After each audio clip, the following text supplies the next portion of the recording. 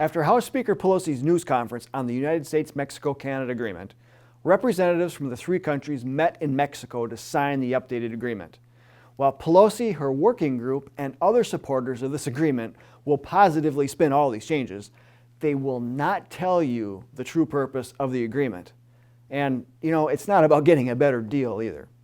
However, believe it or not, the President of Mexico has revealed the USMCA's true purpose on more than one occasion.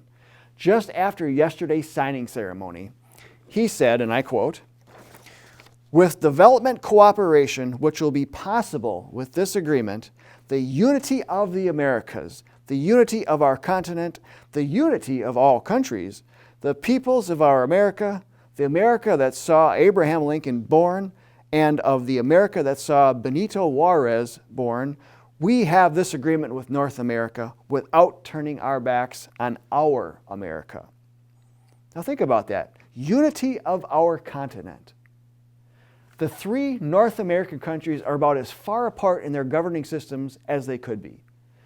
Canada started off on the left and has only gotten more socialistic, while Mexico is so corrupt that its drug lords are even more powerful than its military. So to be flip about this, if we wanted unity between the three countries, and then of course keep America sovereign, America would basically have to invade both of our neighbors and take them over. Very odd. Anyway, one of the Mexican senators, who is of the Socialist National Regeneration Movement, announced yesterday, as I flip to the right page here, that it will now be easier to establish panels of regional jurisdiction or with regional jurisdiction composed of judges from both countries that address all types of differences that may arise on any subject covered by the treaty. So let's be clear that this regional jurisdiction would operate outside the established jurisprudence of Mexico, Canada, and the U.S. and would not be subject to them. Instead, they would drag disputed parties into a kangaroo court that has no accountability to the citizens of either country. Now, what does that remind you of? How about the bureaucracy of the European Union?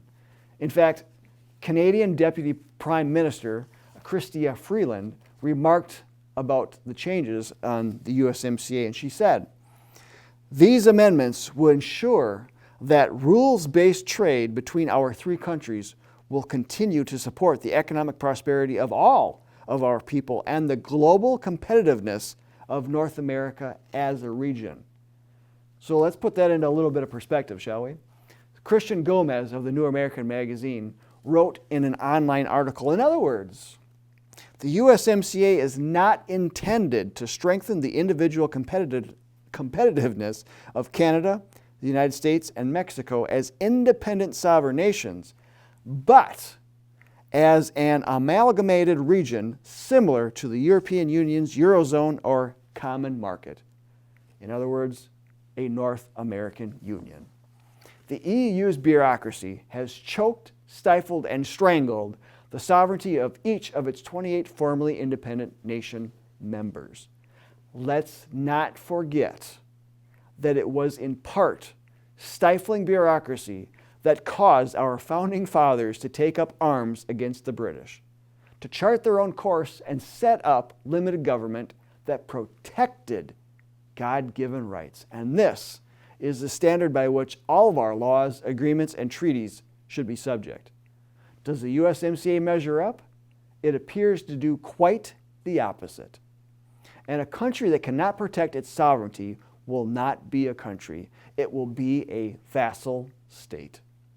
The British are understanding this a lot better now, and they're fighting to reclaim their independence from the EU. But look at how Brexit is going for them. How far along will we need to be before America realizes what it lost? Now, cracks are beginning to appear in the Republican support. Senator Pat Toomey said of the updated USMCA, "It's clearly moved way to the left, which is why you had a celebratory press conference by all the Democratic leadership in the House.